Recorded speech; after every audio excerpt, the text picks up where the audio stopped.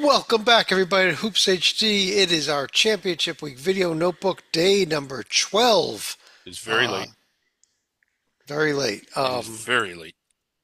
Well, then that's why we're starting our show. Yeah. I'm Okay. your Yeah. host, Chad Sherwood. That's David Dorman. That's David Griggs.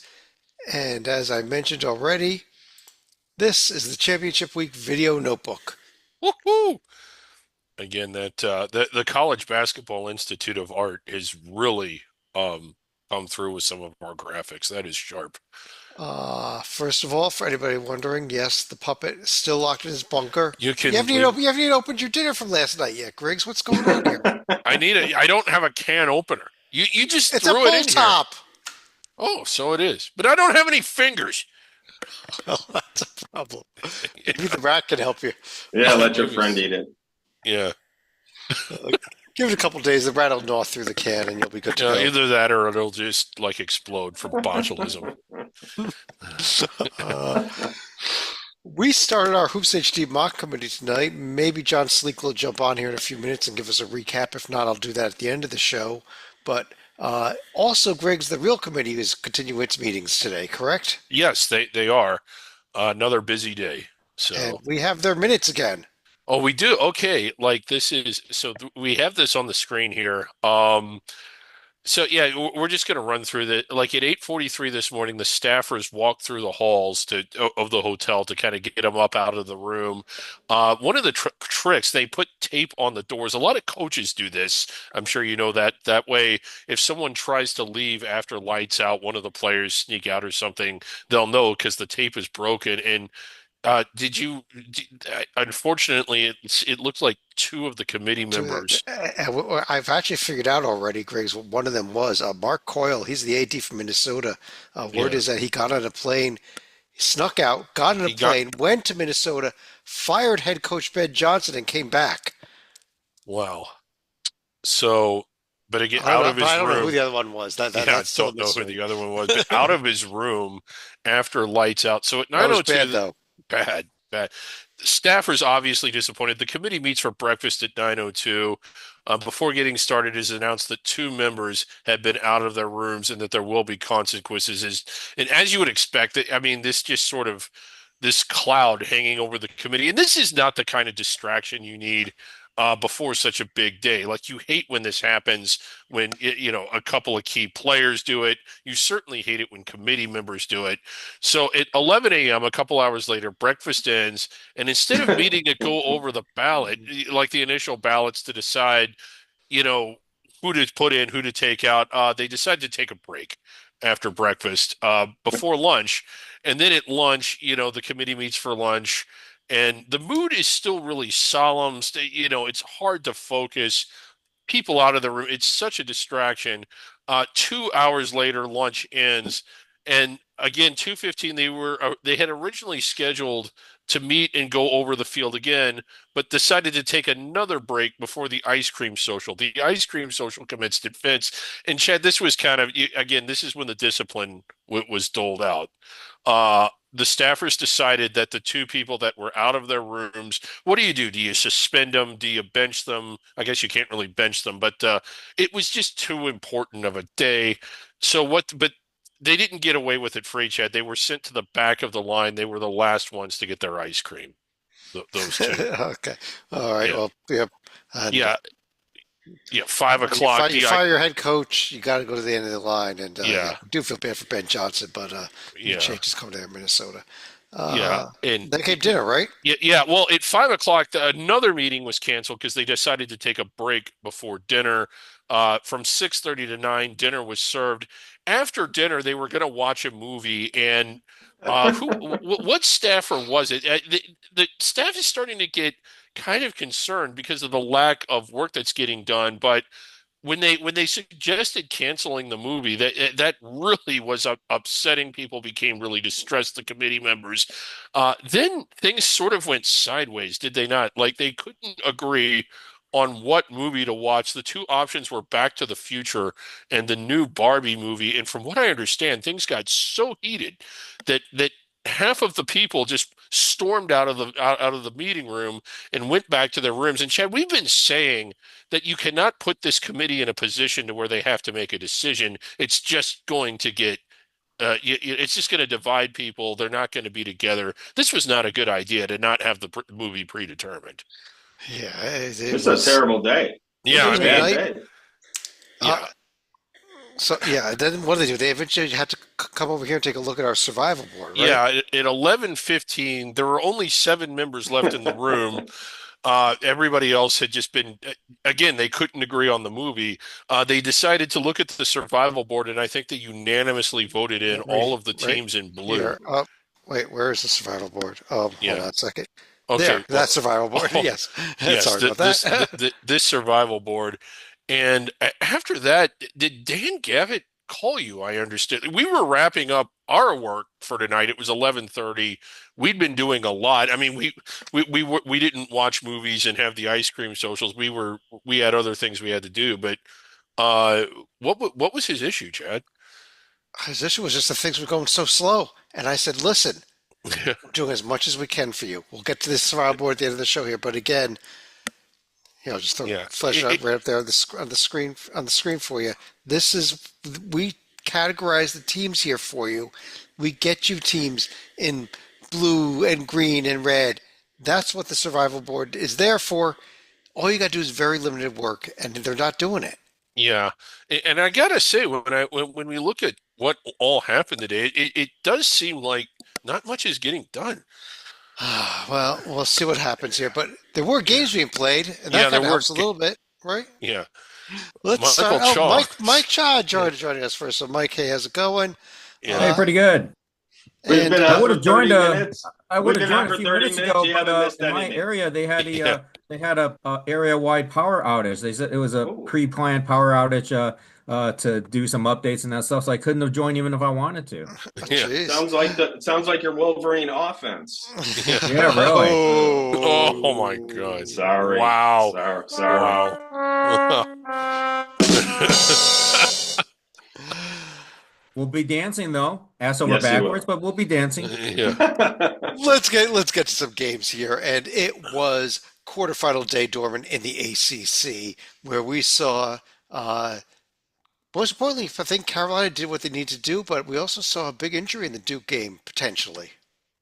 Cooper Flag goes down with it looks super serious because we see him in a wheelchair and you just never know with an ankle. Is it sprained? Is it broken? What's going on. It looks like it's just a sprain. So it looks good for the future of Cooper Flag. I'm not a doctor. I didn't get to speak to him. You saw him putting some weight on it later in the day. So I would be stunned if he saw another second of the ACC tournament. I got to believe he's done. They know what they have in this team. They can go as far as Cooper can take them, and that is all the way as long as he is healthy. So he's probably done for the ACC tournament. Now, let's get to the court. North Carolina, in a battle with Wake Forest, was losing most of the game. Georgia Tech. Sorry, wrong game. So Wake Forest was in control of this game most of the way. And Carolina, they had Carolina fans nervous and sweating. Carolina came through. RJ Davis hit some big shots down the stretch.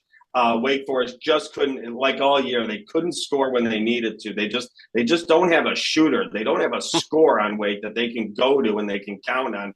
And they couldn't score down the stretch. Carolina wins. Now they get Duke, who did hold off Georgia Tech, which is the second bit of news because the injury was way more important. Georgia Tech, Griggs, looked great in the first half. They had the lead most of the first half. And Duke was sweating. Now they're losing the game, and they lost Flag. Now Duke played a really great second half. Con Canupa was amazing. He is just a stud, and you could see how if there was no Cooper Flag, Canupa might have been the freshman of the country this year. He was just amazing today. Duke ends up beating Georgia Tech. Oh, there was a fight. So we set up Duke, Carolina, round 3. The big question is Carolina wins. Is it enough? Because now it's without Flag. That's the big question. I think it would be. I agree. I think they win this even without Flag there. I think Carolina is in. They lose it. I think that's when things are real interesting because I still think there's a path. I just don't think they've done much, but beating Duke on a neutral floor, even without Cooper Flag, is a lot. And I mean, the bubble's looking pretty thin, but Yeah. How Keep about in the mind, night? Duke is a 7.5 point favorite, and they in the bet the odds makers they do know that Flag is unlikely to play. So I mean, Duke has other good players too. That's oh not yeah, it's Yeah. Uh, the nightcap here, Griggs. We thought there was a chance to be two blowouts. There weren't. There were two no, very good games. Chucky Hepburn at the buzzer for Louisville, yeah, and then Clemson just barely hanging on and coming back and beating SMU there. yeah, and I knew the and I don't, Cardinal would win. It's just whether would be with or without Dennis. yeah, I like that. yeah. Okay, go ahead. I'm sorry. I was just yeah.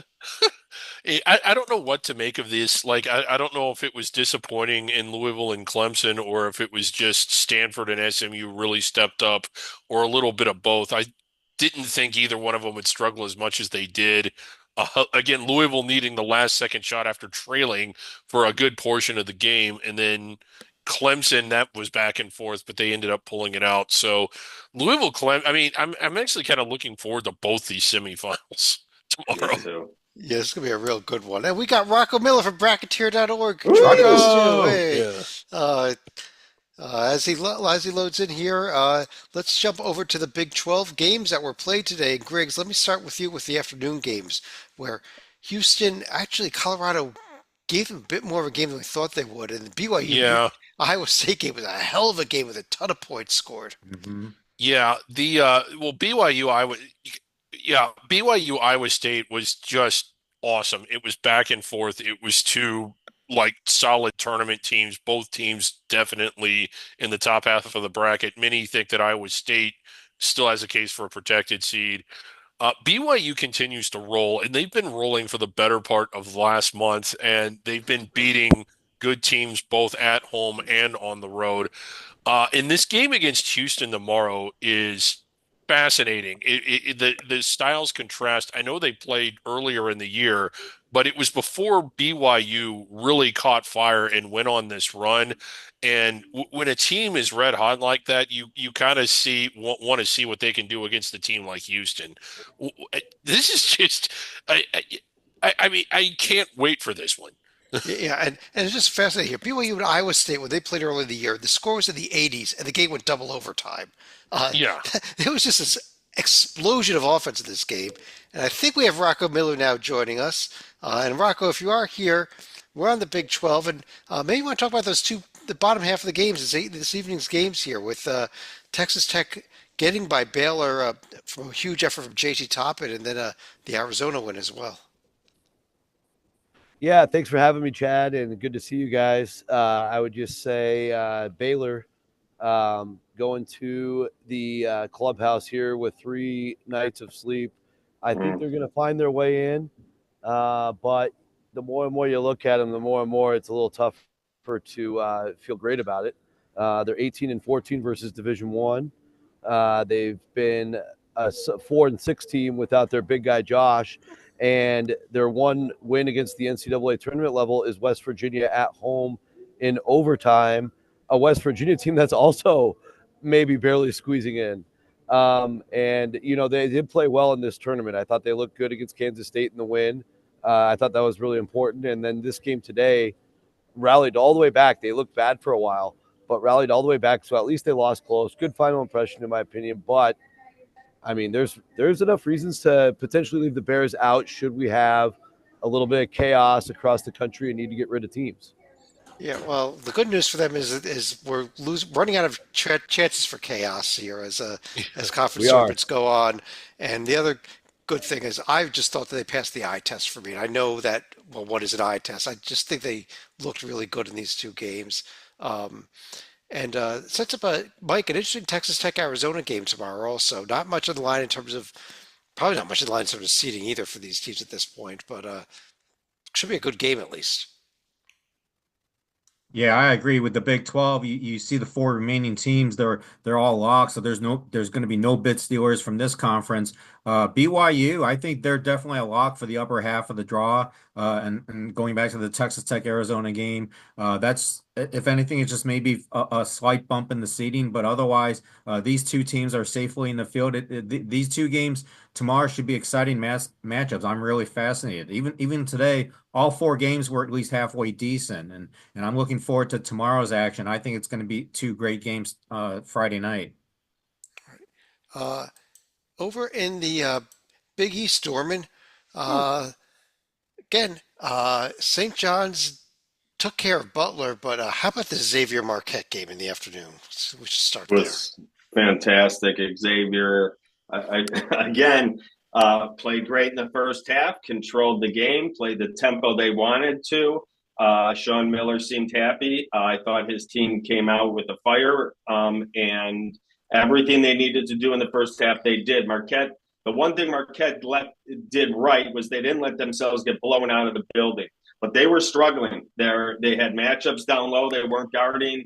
They were leaving shooters open for threes. Xavier was hitting. Then it was a change-up. Whatever Shaka did in the in the locker room at the Garden, he woke up this Marquette team, and their studs went to work. And I really love this Marquette team when they're clicking on all cylinders. And in the second half, they came all the way back. They hit some big threes. And Xavier just didn't have enough in the end, but it was fantastic. It was a great basketball game, high level. Only me speaking, I have Xavier sneaking in. I think they get in. Yeah, Ryan Conwell, 38 points to them. He was incredible. Awesome. But for Marquette, Cam Jones with 28, and it was David Joplin down the stretch with a big block that was just I thought was the key to this game here. Um, as Marquette came back from down 14 in the second half there. Uh, they Marquette gets St. John's tomorrow, but Griggs, maybe we want to talk about the bottom half of this bracket where well, the last game that was played here, UConn and Villanova. Villanova was actually up at half, but it was all UConn late in this game. But Yeah. how about Creighton and DePaul, though? How about the DePaul Blue Demons, who were up 15 at halftime and almost went into the semifinals here? Yeah. I mean, what a story this would have been for them to come into the tournament, like beat Georgetown, which not many people were really expecting them to do. And then they've been able to pull off the upset win against Creighton and go into the semis. I know a lot of people are probably disappointed in Creighton. Maybe they just kind of slept through their alarm and didn't play well, but I was actually more impressed with DePaul than I was disappointed in Creighton. Chris Holtman, his first year there, I know they finished 10th, but I think that the foundation is being dug for this program to take off under him. And today was maybe like a foreshadowing of what we'll see in the future. As for the present, Creighton did get the win. They did hold serve. They did avoid what would have been a little dent in their armor. And they'll face a Connecticut team tomorrow in a pretty evenly matched game. Yeah, Rocco, any thoughts on these semifinals tomorrow and where the Big East stands now? Yeah, well, I think it's a big one between St. John's and Marquette. You know, we saw that season finale went right down to overtime and a super intense battle.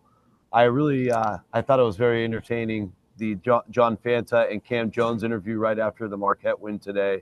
And the final question of the interview to Cam Jones was, what are your thoughts on St. John's tomorrow? And he just said, let's get it, and stormed off. And it did it in like a very like mean, serious way. Like they really want to beat St. John's. And then we know how good St. John's is. We know St. John's probably, you know, the committee's still considering this game for the last 2 seed, at least this one. And so it's huge for them. And Marquette, you know, honestly, they didn't play well the last month. So they're trying to prove it to themselves that they can get back up to that level we thought they were, you know, the first 3-4 months of the year.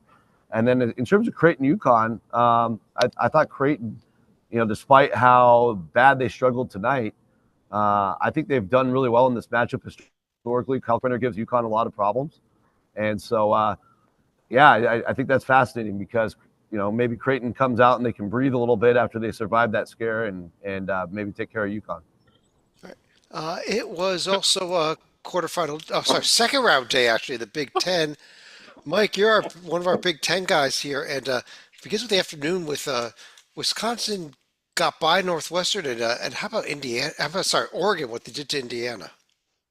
Yeah, Indiana, I think they'll be in they'll either be the team with the last bye or among the first four. But if they had won today, they would definitely be safely in the field. They were leading early on, but Oregon took over and they prevailed 72-59. But Indiana was leading early on. I thought early on Indiana was going to pull this out, but Oregon, to their credit, they played very well. They won what 8 and 9 in a row. They're hot down the stretch here, and they're peaking at the right time.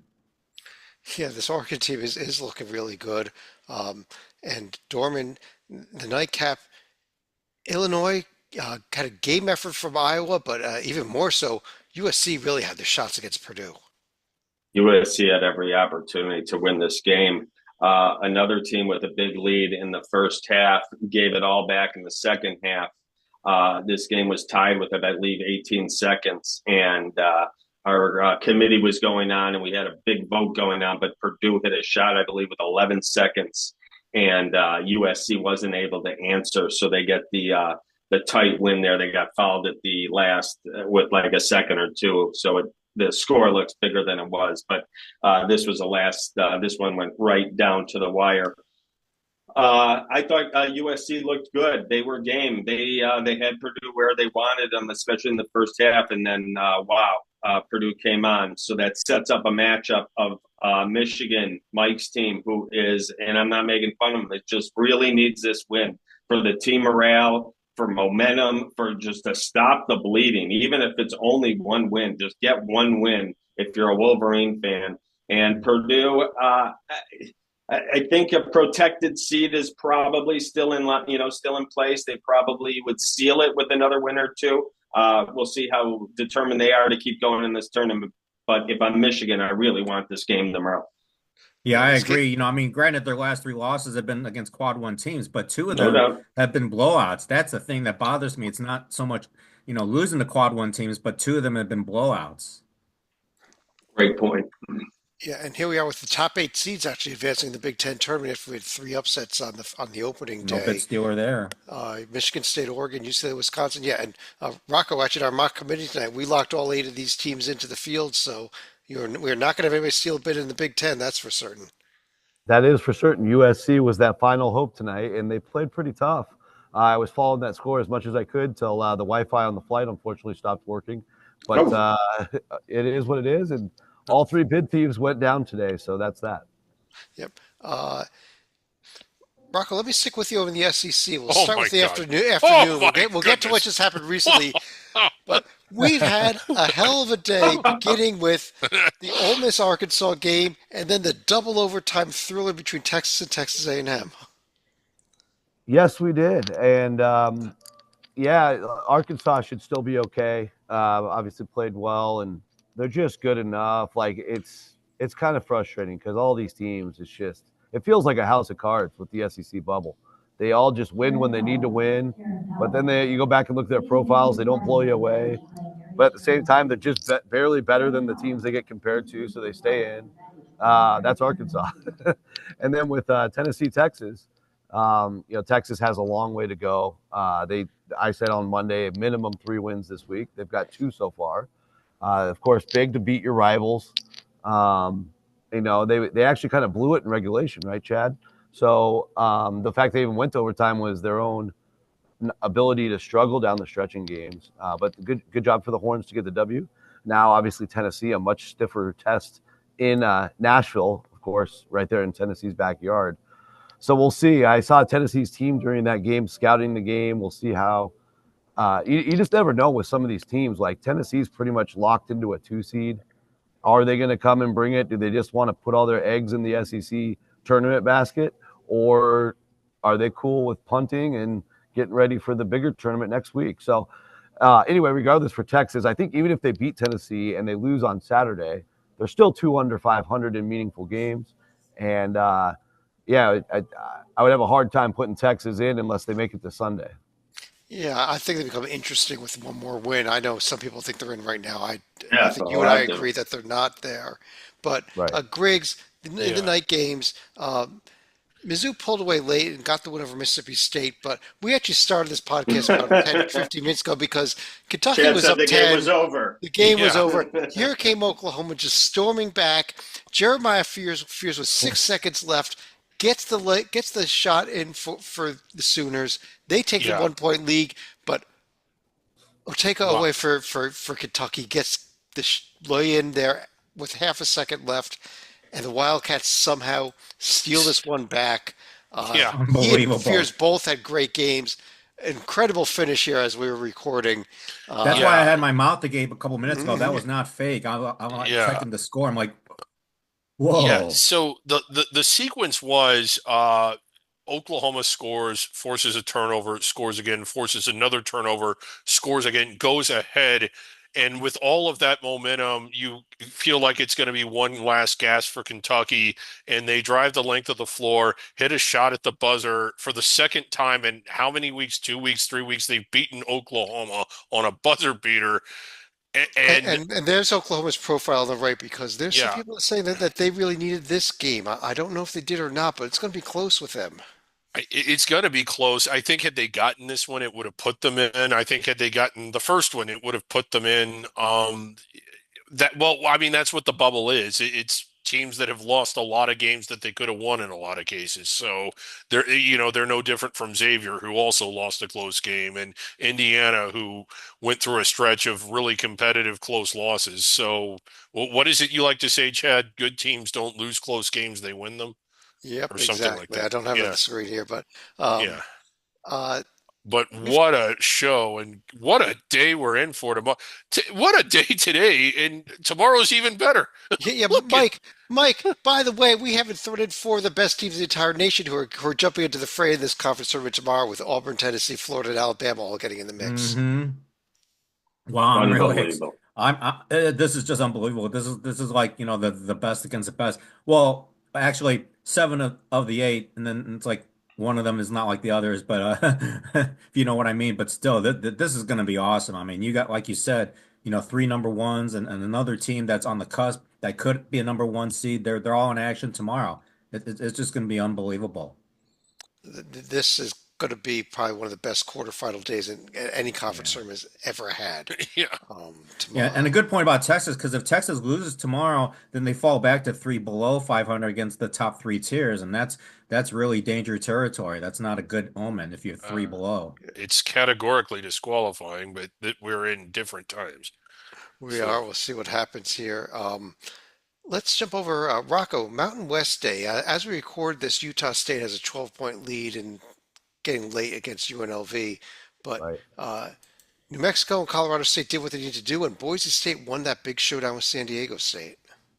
Yeah, they did. I got the chance to that game started at a perfect time for my schedule today, so I was all in on that one. And San Diego State played well and controlled the first 30 minutes of the game, and then all of a sudden, they did what they've done before in these ugly Boise matchups. Sorry for the noise here, but you had a situation where the Aztecs, the last 4.5 minutes or so, I think they only made one field goal, and they just Yeah. went dry. They took a lot of jump shots. All the jump shots were off.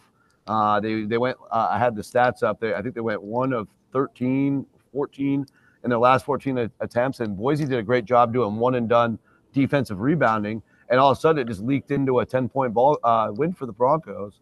So big win for them. I do think the Aztecs have a home in the tournament, but I do think Dayton's a lot more in play than maybe it was before. It's always been kind of on the table due to the bleeding metrics and all that stuff. But the win over Houston, the win over Creighton, enough wins in this conference, and the Aztecs, I think, will be dancing. It's just a different place. Like it snapped a streak. I think we talked about it on the email. 2007 is the last time they lost their first game in this tournament. They have literally thousands of people come over, and they expect to be in Vegas for 3-4 days. And this is the first time I saw a bunch of Aztecs tonight at the airport. They were all like immediately going back home. So it's a different feeling at this tournament this year. Yeah, now since some interesting here, Boise State getting close could really use the win tomorrow against New Mexico. Uh, Yeah. Colorado State, I think they need two more wins, and obviously that would be a Yeah. total bid. But they're going to get an interesting game tomorrow against Utah State, and this is where we could still see a bid stolen all those bubble teams are rooting for Utah State and New Mexico tomorrow. Yes. Yeah. 100%. And I think with Boise as well, I would just give them the same prescription that you gave Colorado State, Chad, because I know they have way more wins. They added another win against probably the Field today, but I just do not trust the committee historically with the Mountain West team that basically only built their profile in their home state and one win here at the conference tournament Yeah. against the bubble team. Yeah. Yeah, Colorado State had been on fire. They did struggle a little bit today against the Nevada team that I think is, what's the word? Not good. That's the one I'm trying to think. This conference is crazy. This is going to be incredible theater as we go down the stretch here, because just like Rocco said, I think New Mexico's safe. I think winning this league outright, a strong league like this, they're good. Boise State right on the cut line. Colorado State getting to right on the cut line. Utah State with this win, I kind of feel they're safe. Another win would probably seal it, but I think Utah State's in. But what could go on the next 2 days in Vegas is going to be nuts.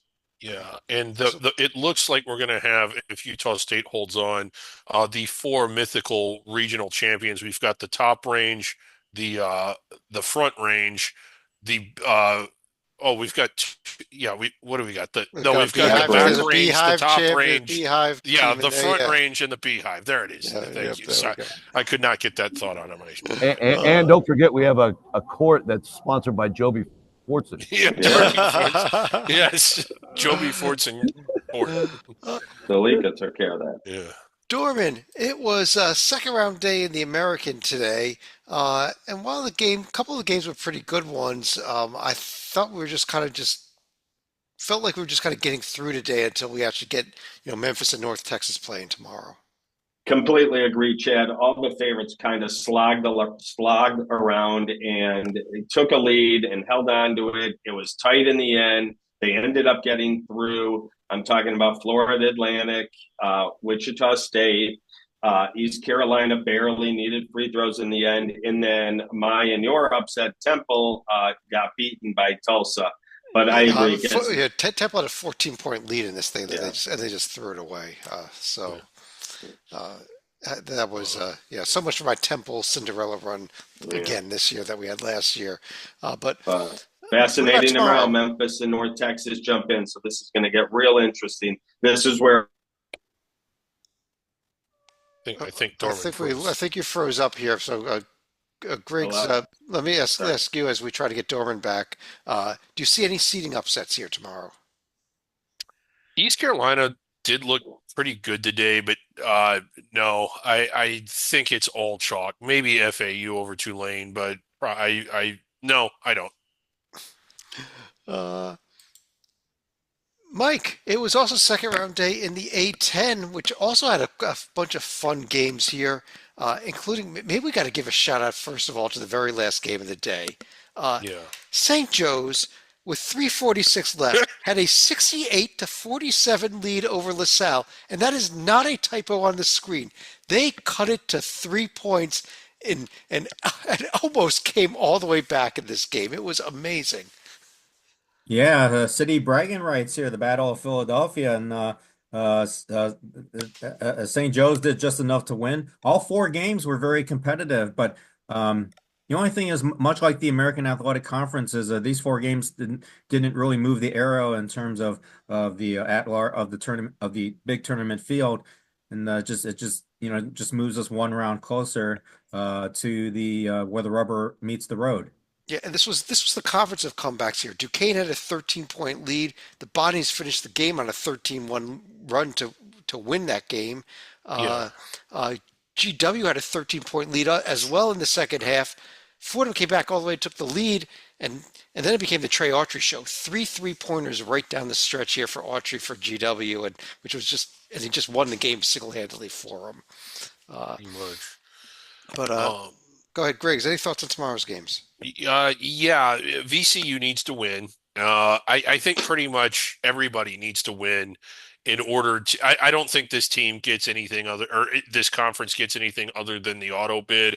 I know that there's a lot of love for VCU, but when you look at their resume, it's a bulk of wins, but none of them, other than maybe the win against Dayton, really jump out as indications of being tournament caliber wins. And to offset that, they have a couple of losses, particularly one to Seton Hall that torpedoes them. They're a good team. They're good enough to win this tournament, but I think of all the games they've won, one of the games they need to win is that last one. Dayton and St. Joe's is interesting. Dayton, I think, lifted the most weight, certainly before conference play started. If anything, it was kind of a surprise that they lost some of the games in the league that they did. And if they can get through this, I think that if either VCU or Dayton can get through this tournament, and maybe George Mason as well, they could conceivably get past the round of 64. I mean, those are good teams that are playing well now, but they need to win this tournament to get there. Rocco, let's jump ahead to Conference USA, where we had the the 4-5, I guess, and the 3-6 games. And although yesterday was not that much fun, today was a ton of fun in this league. Yeah, I mean the Kennesaw State game with New Mexico State looked insane, and both these teams have overachieved all year. Kennesaw State was picked last for preseason, and of course Adrian Woolley became one of the best in a year of incredible freshmen across power conference play. I would argue Adrian Woolley has been either the best or right up there with the guys in the high major as well, freshman in the country. And this team is a connected, really good group. Now today, Simeon Cottle went nuts for 32. He's their all-star senior, but Woolley added 17, and that game was like back and forth. 48 points in the last 10 minutes of the game. Kennesaw gets the W. Liberty came out really strong against UTEP. They've been on a mission, getting that title that eluded them last year. And Kennesaw beat Liberty down the stretch, but we'll see if they have anything left in the tank based on just how that New Mexico State win played out today, Chad. Yeah, and then the bottom game, Middle Tennessee thought they had this game won at the end of regulation, and it turned out there was a shot clock violation by about a tenth of a second of what would have been the game-winning shot. Wow. Ended up going double overtime, but Middle does get the win, Griggs. And since it's an interesting game with Jacksonville State, I think this could be a really good game tomorrow. I'm not certain. Could be. I think Liberty might blow up, might roll right over Kennesaw, honestly, because Liberty's playing so good right now. But Jacksonville, Middle Tennessee, I'm looking forward to. Yeah, and some these games are in the afternoon, so that both teams should be fresh going into the championship game Saturday evening. But maybe not so fresh tomorrow. Yeah, but maybe not as fresh tomorrow. So Jack State did get a little more rest. I don't know how much that's going to matter, but yeah, I concur. I don't need to elaborate. You pretty much phrased it perfectly. Okay. That's an interesting game. Well, I mean, Griggs, I would just add that was a double OT game, but Middle Tennessee played, Weston played 42 minutes, Buford 38, Porter 37, Alston 32. Probably their four best players played well over 30 minutes into 40 minutes. So it could matter, but they do go about 8-9 deep. So I think they can be okay. Mike, we had two quarterfinals today. The Metro Atlantic, Iona took care of Manhattan, and Mount St. Mary's in a close, tight one got past Marist. Any thoughts on these two games? Not really. I'm mildly surprised by Mount St. Mary's winning over Marist, 6-3. But at least both games were very well played, well played and tough, and well played and close. No blowouts there, but yeah, a mild upset with Mount St. Mary's winning, good for them. So it'll be Mount St. Mary's against Merrimack. Yeah, a little disappointed to see John Dunn's Marist team out of it here. Yeah, the Kings of Quad 4. No one was better at Quad 4. But Dorman, how about this? Quinnipiac, Iona, Merrimack, Mount St. Mary's tomorrow in the semifinals. I think we're going to have two great games. I think Merrimack is too much for Mount St. Mary's. And you guys have gotten me on this Quinnipiac train, and I've been impressed since you guys noted it, and I've been watching. This is a fantastic, fascinating game, Quinnipiac and Iona in the semifinal tomorrow night. I think it'll be rocking on the boardwalk there in Atlantic City, New Jersey. I hope the crowd's great. because these are two great games. I think chalk holds Quinnipiac, Merrimack, Saturday night. I don't think chalk codes. I think Iona's going to Oh, pull off this upset. They've oh. been one of the hotter teams in this conference Yeah. lately. Quinnipiac struggled a little bit down the stretch, so And they always struggle in the tournament. mhm. uh, over in the Mid-American Conference, Rocco, let me ask you about this league here. We had the quarterfinal day today, which included an overtime game between Toledo and Ohio and Yeah. three other games. Yeah, I was locked into the Toledo Ohio game, Chad. It was crazy. Ohio got fouled 4.5. Yep, Right. We lost one. we lost We're your having all sound there, kinds of Rocco. technical difficulties. Oh, can you hear me okay? We got you Yes. now. Now we can hear you. Oh yeah, sorry about that. No, That's so I okay. watched this game, and Ohio Toledo was a great battle all game. I think there was something like 17 league changes, 16 ties, and it comes down to Ohio gets fouled 4.5 seconds left, makes the first, misses the second. Then Toledo calls timeout, sets up a full court 94 feet play. The guard, I think it was Simmons, he kind of chucked up a zero, like a less than 5% chance of going in shot from just inside the arc, and he gets a little shove, probably not smart by the Ohio defender, but the ref called it, and it was very controversial. Let's just put it that way. Then Toledo goes to the line, they make one, and then they miss the second, so we're tied anyway, and we go to overtime. So just multiple chances for both teams to close it out. Probably why both these teams landed in the 4-5 game. Obviously, they're both very good, prestigious programs for the MAC level. But Toledo, credit to them, they outplayed them in OT and got it done in the end. Yep. And now that sets up Griggs, Akron, Toledo, and I think it'll be a really good Miami Kent game. I'm really looking forward to this one. This Miami team has had a great year. It's been a while since they've been this good, maybe since Charlie Cole was there. Charlie. Yeah. They struggled today. You kind of got the sense that they would struggle in this tournament, but they did get the win. And Kent State, Western Michigan was in there, but it's an all Ohio Final Four.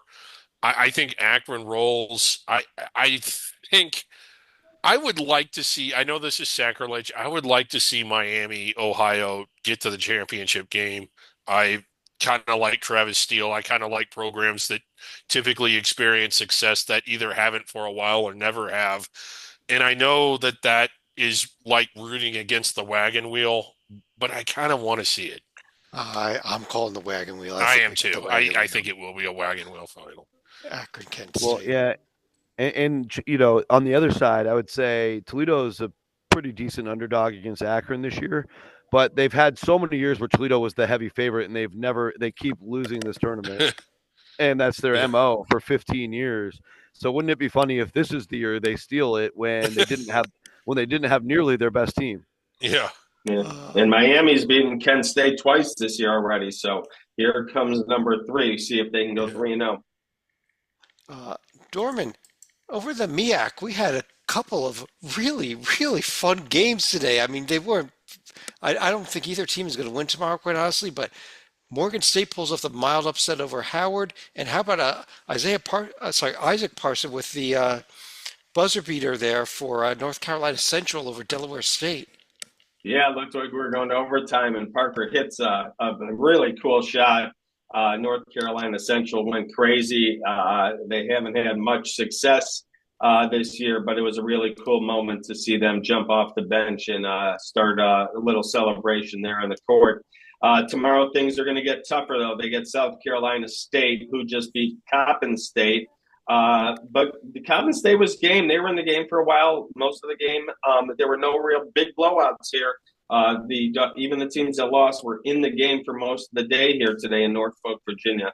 But Norfolk State remains the favorite, the most talented team here in the conference. They've done it all year long.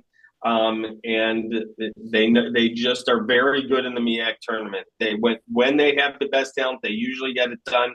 They get a matchup tomorrow with Morgan State, who barely got by Howard this evening. Yeah, let's Griggs. Jump over to the SWAC. Yeah. We had Alabama State eliminating Texas Southern, the perennial power there, and then Yeah. Bethune-Cookman finding a way to pull away late and knock down Alcorn State. Yeah, Cookman. No, I wasn't really surprised by either game. I had seen Alabama State. I'd liked some of the things that they had done during the year. They didn't always play up to their ceiling, but they certainly played up to it often enough to where I felt like that they could win. I think they've got, because the bracket collapsed for them a little bit, certainly a winnable game tomorrow. Cookman, I really like this Cookman team. This should be a pretty good game tomorrow, but they did. I wasn't expecting them to struggle as much as they did in the game today. Well, Mike, when you look at it here, you look at the seeding especially, this might be the game for the championship, the Jackson State Bethune-Cookman game now. Yeah, I mean that those are the two highest seeds left. I mean, you look at the top half. Southern, the one seed lost to Grambling, so it's 8-5. Yeah, who knows if yeah, I think Jackson State Bethune Cookman may be the de facto championship of the SWAC. We'll see. Well, actually, early on in the season, Alabama State was pretty good, Yeah, Rocco, and I, they were. I think guess you're on their bandwagon, huh? Well, go back to February 10th, Chad. They've only lost once. They've been the hottest. They were the hottest team coming into the SWAC tournament, Okay. and they still have TJ Madlock, who's an incredible floor general. Probably more closer to a high major player than a SWAC player, and they actually tightened up the defense quite a bit. You ran the report for the last month of play coming in the SWAC tournament, and it kept telling me Alabama State's the favorite. And then I go back to the bracket, and they're the 5 seed, and now the bracket's blown up into the Hornets' favor. So I'm going to take Alabama State from here. All right. Well, there is a team that's obviously missing from the brackets or missing all championship week, and we got to Yeah. give a shout out to our good friend, to our friends over at MVSU MBB official parody account. But Yeah. the Have you Mississippi seen Valley this? State Delta Devils selection committee, they want in. They're America's team. They have the best defensive efficiency in the Please, nation, pretty please. Yeah. and it would be funny. It would be funny. It's one of the bullet points here. But But That's incredible. yeah, we're making sure the committee sees that and considers it. We're showing it every night just so in case they Yeah. happen to miss a show or tune Mhm. in late or something. Um, They will too. I know a couple members that watch. Yeah. uh, Big West. Oh God! Wait. Yes. Oh, Rocco, Rocco. before you got on, Rocco, we recapped everything they did today. You'll have to go back and see it. Rocco, UC Santa Barbara completely blew up my Big West bracket because I was calling for a Yeah. Northridge upset of San Diego tomorrow, and it's not even going to get played. I know. I was actually really surprised by this one because in both Northridge Santa Barbara games this year, Northridge just completely owned them. In fact, the one they played near the end of the year, I think Northridge beat them by 30. And so I didn't see this one coming at all. Great win for Santa Barbara. Swenson played his ass off. I think that last game of the season when Santa Barbara blew that huge lead to Irvine, and Irvine scored 67 in the second half. I think it woke them up. It was one of those games where it was like you're either going to fold your tent now or you're going to come back fighting, and that's what the Gauchos have done in this tournament so far. Really exciting for them. And then I think the big story, and I wish we would have been able to talk about it right before the tourney started. It's my fault for not being able to make it onto the notebook. This is the best show on the internet every night. But I'd tell you this, Cal Poly, and I think you guys know, they had to work their butts off for the last 4 weeks just to get into this thing. They started 0-8, and they're about to be 10-4 since, Chad, because right now they're up 10 late on Riverside. Yeah. Now yeah, nine Oklahoma point showed us Yep. the game's not over yet, but we'll see. That's true. And Cal Poly plays with like the number 2 tempo in the country, so 86 points is not enough for them to win some nights. But the way they're playing, the way they're connected, and 3 of their starters came with Mike DeGeorge from Colorado Mesa. I call them Drake Light because the way they constructed they don't play like Drake at all. They actually play like the opposite. But the way they constructed the roster, 3 Division II players, all starters, all played together at Colorado Mesa with the coach. And it just took them a while to get healthy, and it took them a while to get clicking. And now their confidence is through the roof. And I don't know, man. Like Cal Poly could get all the way to the finals. They could. That may be the team that gets upset is actually Irvine tomorrow, Griggs, instead of San Diego. Maybe it's San Diego versus Poly in the championship game. How about that? That would be something. But while it could happen, and while it's hard to not be impressed particularly with how Irvine's played in this tournament and is playing now. Polly. Sorry, Polly. Yeah, Irvine Irvine's doing a has good job of Yeah, scouting. They're doing a Irvine great job of has Irvine has played a- their way into the semis. I mean, let's give them some credit here. I was sitting with them. I was sitting with them last night scouting. They're doing a great job. Yeah, I mean, there they are. So, And UC Santa Barbara is coached by Joe Pasternak, an ex-Arizona assistant, and he's a very good coach, and he can draw up a game plan and throw you off. So San Diego better be on their A game. They better be ready because Santa Barbara will have this game ready. They'll have scouted this game. They'll have everything they need in their plan to try and knock off the Tritons tomorrow. I think we could have two great semifinals tomorrow night. I'm with you. I think this is going to be an exciting day, actually, and huge for UC San Diego, especially who we all have right squarely on the bubble should they need an at-large bid. And I think also just the league. This is just Yeah. starting with tonight. These four that made it to today, plus the two with the buys, all very quality teams. It was Mike. We had a little whack action tonight as well. The first game that was played was Seattle against Abilene Christian. Seattle held on. They now go against the 1 seed tomorrow, Utah Valley. Seattle team was my pick to win this conference tournament. Also, do you think they can pull this game off tomorrow night? They've got a good chance. I remember you said watch out for Seattle and they'll get their chance tomorrow night. I'll go with Utah Valley, but if Seattle wins, it wouldn't be that much of a surprise. I actually like Grand Canyon to win this tournament. They really took care of Texas Arlington 2 days ago on Wednesday, the day and a half ago. But yeah, I mean I'm not surprised. You mentioned about Seattle and they did their job tonight. Yeah, and Griggs, as we record this, California Baptist has a 6-point lead late against Tarleton State. Yeah. Could still go either way this game, but I called that this is where the Lopes are going down tomorrow. I don't care who they play, but I don't think anybody else agrees with me. Well, I don't. I'm glad Rocco wasn't with us last night. Grand Canyon, to assess them, a super talented team that we thought would be, in the national spotlight, not just at the top of the WAC, that underachieved, but have they woken up? I mean, I know they didn't at the regular season, but now that they're in the tournament, are they done sleepwalking and just going through the motions? And is this when they get down to business and play like that team that we thought they'd be? Because this is this is a super talented, stacked roster. And if they get through this event and get into the round of 64, even if they're on the 13 or 14 line, they could really, really, really rock someone's world. No doubt. Yeah, I think I tend to think that's what the case is. Now, Tyon Grant Foster missed the last couple weeks of the year. He just came back in that UT Arlington game. And, you look at the numbers, he didn't have a good game, but he's still – so who knows if he's 100%. He's trying to force himself through it. But Jacoby Cole stepped up that night. I mean, like you said, they're deep. They're very deep. And they have a huge advantage in Vegas. The Lope fans take over the arena. Mm-hmm. And so I tend to think they should be the pick. They're definitely the most upside there. And I agree with Chad. Like, we've been talking about Seattle for a couple of weeks. Seattle's got a couple of high major players. They've got some big wins despite having a bad record. And they were really close both times with Utah Valley. I've got a good feeling they can beat them tomorrow. But at the same time, they've let me down another times this year. So I'm going to just wait and see.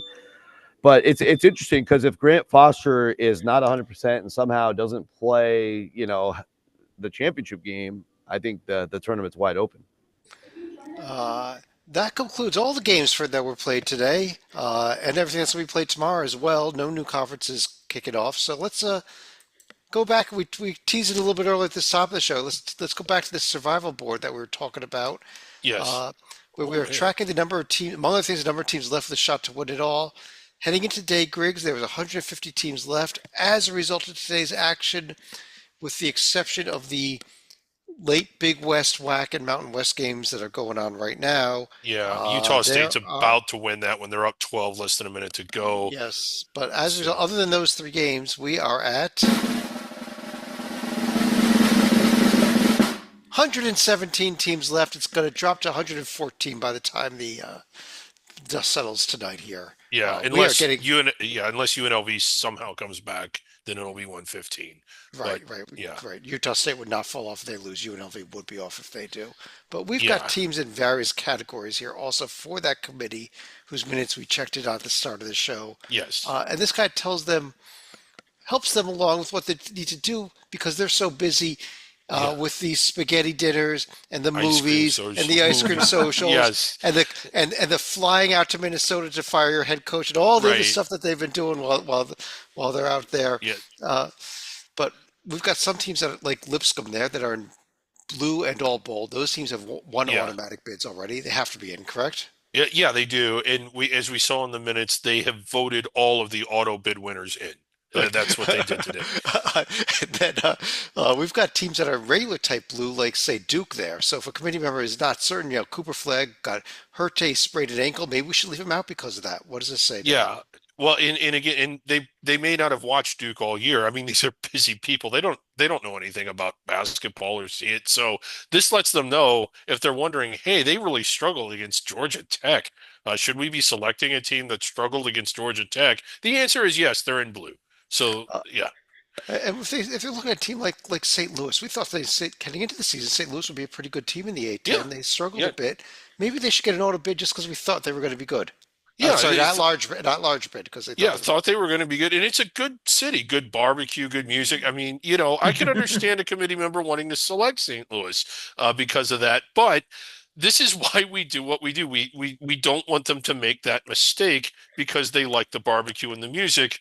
So they're not in blue or green. They would need the auto bid to get in. Right. Now, there are also teams that are in red. Now, let's say Greg's a committee member came to this board and said, you know what? I've been watching the ACC tournament and Yeah. I have not seen Boston College lose. Therefore, Boston College, we need to put them in. Yeah, yeah. And you wouldn't have seen Boston College lose. And they might think, Boston College isn't in the tournament. Maybe they're really good and they don't need to play in the tournament. Maybe we should take them. And but this board is like, no, they're not even eligible to be considered. They've already been eliminated. Didn't So even again, make it's the just to ACC prevent tournament. any snafus for the committee. That's why this board is here. Uh, and we do, though, have, the big thing the committee's been very upset with us about, that there Yes. are all these teams in green that they have to decide. But tell us about some of these teams in green, like North Carolina, for example. Well, maybe that's where that's where we kind of want to leave it up to the committee because there's reasons to take North Carolina and there's more reasons to leave them out probably, but we're not really sure. They're what's called a bubble team and they'll have to decide. And my God, I mean, we got into this last night, Chad. You got a phone call and they were really angry. The chairman, well, you said you couldn't. I just threatened to take away the ice cream until they started doing their Yeah. work. Because they wanted us, they didn't want any of these green teams because they just don't know what to do with them. Let's go to our countdown of our top 15 trophies in all of college athletics. We've Yeah. been counting them down. Quick Countdown went rehash. down by one just now. Yeah.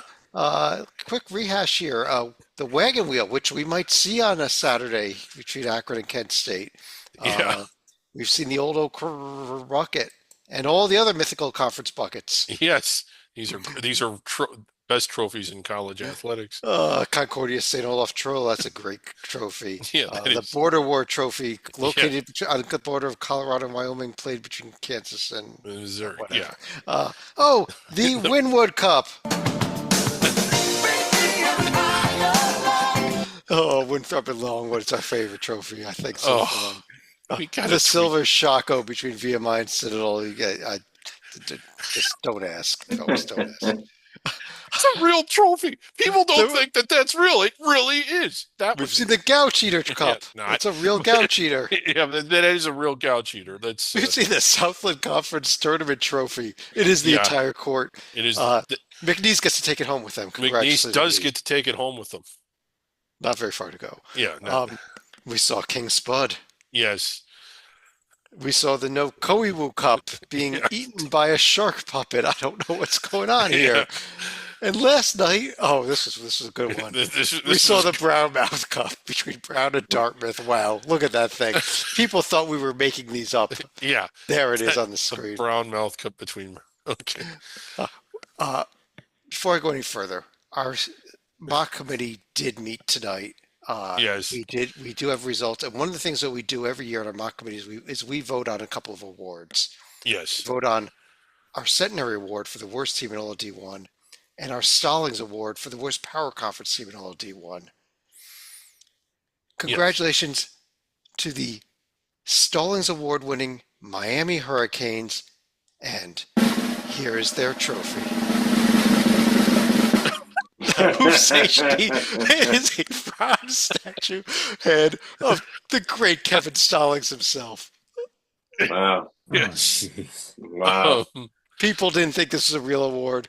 It's No, going to be it delivered it's to Miami available. very shortly. We have presented teams with a Stallings Award. We've had banners made up and with Kevin Stallings on it and shipped to the school. I don't know how we're going to ship this one. It was so good. It threw Rocco right off the show. He Yeah. lost connection, unfortunately. But Yeah. that I think note, that'll go right on Jai Lewis's new desk. Jai Lucas's new desk. there we go. Jai Lucas, there you go. The Stallings Award. Yeah.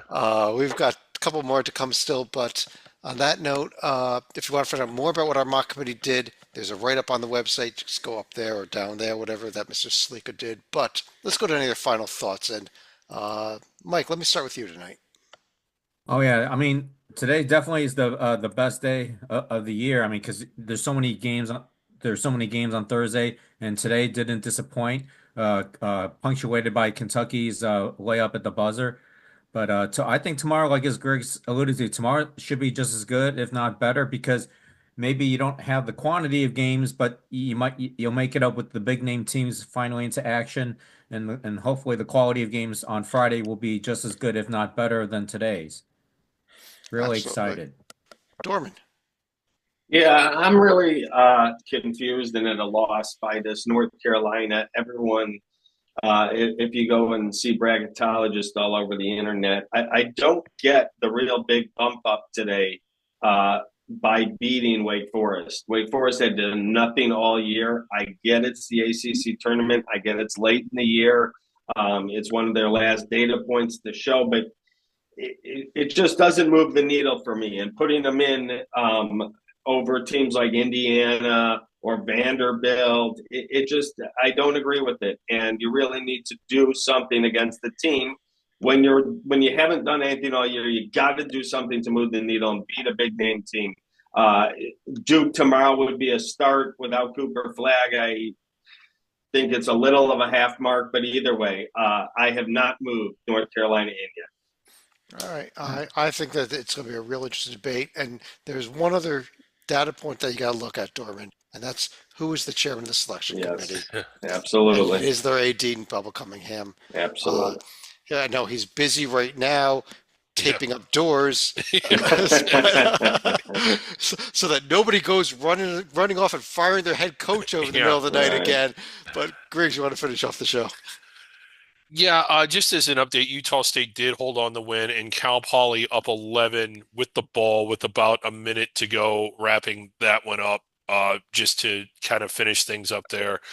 Final thought, it feels like championship week, the Thursday of championship week, once the day's over, it feels like you're over the steep part of the hill and running down. It's as great as this all is. I kind of hate seeing the board dwindle down to 100 and then less than 100 because it's just a reminder that the season's coming to an end. But still, great theater, great drama. I don't know if we've ever had an opening round. I don't think we have. Like we had in the SEC today in terms of how exciting the games were and what the stakes of those games were. Now we're getting to a point to where everybody's still playing is more or less playing for seeding than they are to get in, minus maybe Texas. But God, what a day today! It was. Who won the last WAC quarterfinal, which you didn't mention? Well, It's You'll all have to, tight. you'll all have to check the It's tight, scoreboard 1 point as you game. as you Yeah. as you you'll all have to check a scoreboard by the time you watch it. It'll be final. It isn't final right now. On that note, though, I do want to thank everybody for joining us. On behalf of Rocco Miller from Racketeer.org, who had to run off early, he was I think he was at the airport trying to get home. We got David Dorman, Mike Chod, David Griggs as well. I'm Chad Sherwood. Thanks for joining us, and we'll be back tomorrow night with our second to last one of these video notebooks. Talk to you again real soon.